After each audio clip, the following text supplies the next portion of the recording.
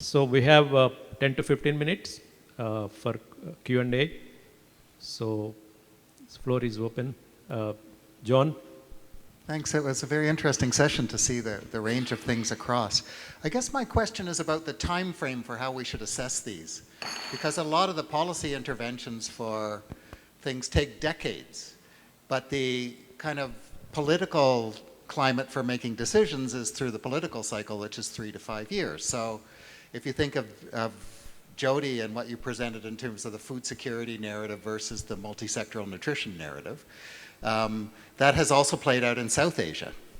But in a sense, many people would say the box is ticked and that food security is more or less here, and they're really ready to move on to a multi-sectoral nutrition. If you take Bangladesh, we've stabilized the price of rice and its availability for decades, and so that's allowed them to move on to dietary diversity. So what is your kind of commentary on the kind of political economy of the evidence and this could be across the panel, I guess, of the evidence that you've got and how that fits into this kind of temporal pattern of what we need to do? Because, you know, obviously in Zambia and Malawi, maize dominates the agriculture sector, and we need to get other things in there, but there are strong reasons. So can you say something about the different types of evidence that we need for this debate, both in the short term and for the medium and longer term?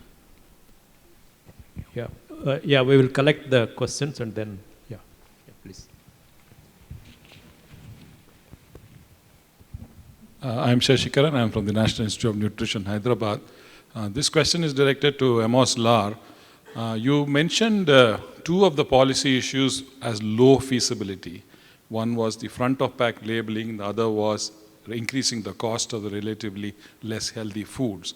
What is the reason? Is it because of lack of political will, or is it because the industry is too powerful? Yeah, I have a question on input subsidies. The two presentations. Generally, in South Asia or other countries, input subsidies are regressive. The large farmers corner like fertilizer subsidies. So what is the evidence in Malawi on this, whether the poor are getting, the small and marginal farmers or the large farmers getting the input subsidies? Yeah. Thank you. Thanks, John. Yeah, no, it's an interesting point. And I think whether temporal or whether that the issue has been solved. And I think in Zambia, food security is not achieved. Up to 45% of the population still food insecure, particularly at certain times of the year. So there is no one-size-fits-all approach. We know that diversification of diets is important for nutrition, but we also know that people need to fill their bellies. And so the international nutrition community, at least this is what I observe, and especially in Zambia, is promoting dietary diversity and is almost kind of sidelining hunger, which might be the appropriate response in some places, but is not the appropriate response everywhere. So I think, we can't promote dietary diversity alone. We have to take into consideration the other issues that are present in the country, and sometimes that will be hunger still. I think with South Asia also, I think countries are very sensitive to accept any reporting of what we have known in India also as hunger deaths. It's very sensitive. We won't acknowledge it. So, but if you come in with like if you look at the case of India itself, there is so much diversity across. We have places where there are still hunger deaths, and there are places where there is food insecurity. There is food security, but we have very high levels of stunting. And I think governments are more proactive to accept the multi-sector program intervention versus a zero hunger kind of issue. And I think that's true even for other countries. So it's not, I think very clearly it's not one or the other. They both have to go, and it's so many different states within one large country. Yeah. Thank you. Thank you very much.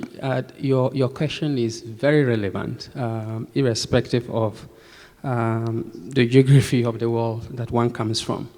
And I think you actually provided an answer to that question. although there are technical challenges with implementation of some of these policies, the political challenges trump the technical. We do have evidence. So, for example, in Africa, it's only South Africa that has managed to introduce some of these policies. For example, sugar sweetened beverage tax.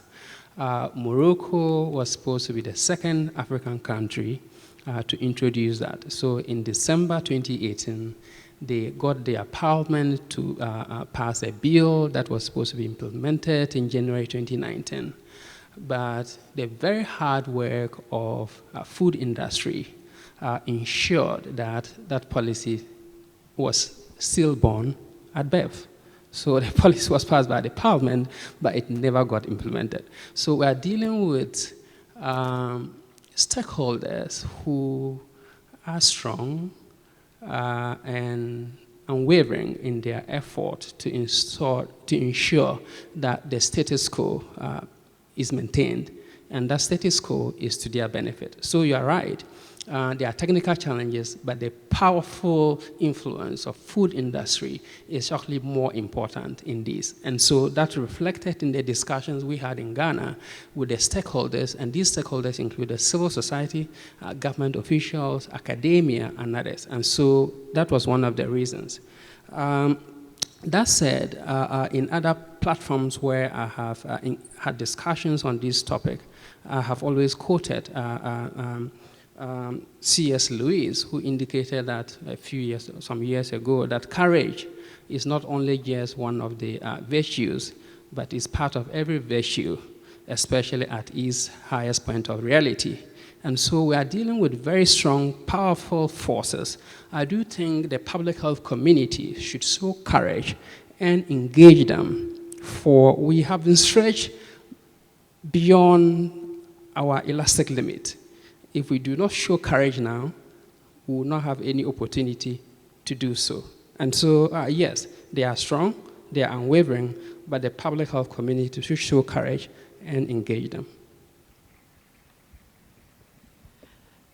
So I might address the comment about agricultural input subsidies being critiqued as being regressive in South Asia, so detrimentally affecting the poorest people. In Malawi,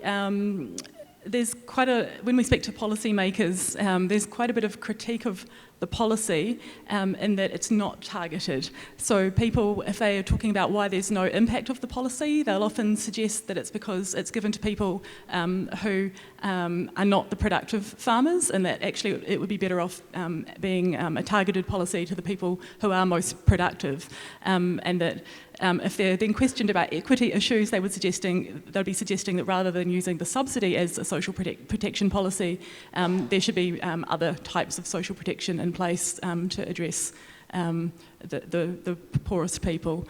So yeah, it's quite an interesting and I think quite a very topical issue. Thank you very much. Maybe just to add that the way the program is targeted, it does not cater for large farmers. So it's largely small-scale farmers. And the evidence suggests that the people that are receiving FISIP cut across all maybe worth quantiles. So even the poor and the non-poor are accessing subsidies. But what is evident is that the program effects on maybe agricultural growth of the households that are receiving the subsidies is minimal. So yes, it's contentious. Should we be using that program as a social protection program or a growth-oriented program that would support farmers to step out of their interventions in the agriculture sector? That's the question. Say a few things. At IFPRI, we also discussed a lot of things on research, policy, and impact. So in that way, this session is very useful.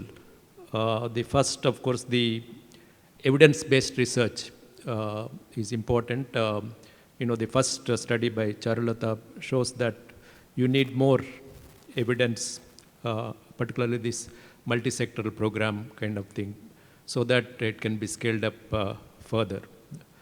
The second, of course, is the, even in India and other countries, they say that, evidence-based leads to policies, but we have very good policies, but implementation is not good. That is also brought out by, the study in Ghana. The implementation gaps are many, particularly on healthy food environment. Key policies relating to healthy food environment. And on the food input subsidies, in fact, it's not either way social protection or input subsidies, but in South Asia context, in fact, they are saying that fertilizer subsidy should be like giving cash transfers. Instead of giving fertilizer subsidies of 1% of GDP, you give cash transfers, and they will in turn spend on whatever they want. So that debate is going on. The other one is, of course, the coalitions, the global coalition and the national level thing. As John mentioned, the John McDermott, that the South Asia particularly, earlier we were talking about food security, rice and wheat, and now we moved to multi-sectoral, multi-dimensional kind of nutrition.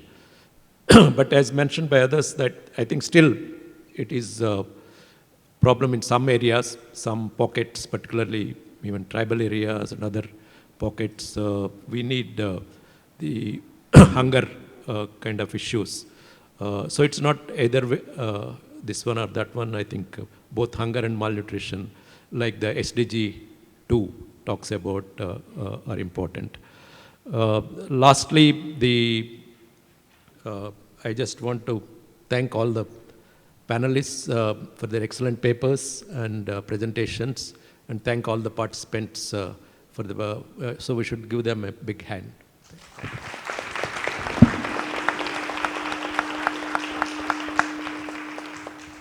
So we finished in time, so we have earned our lunch. So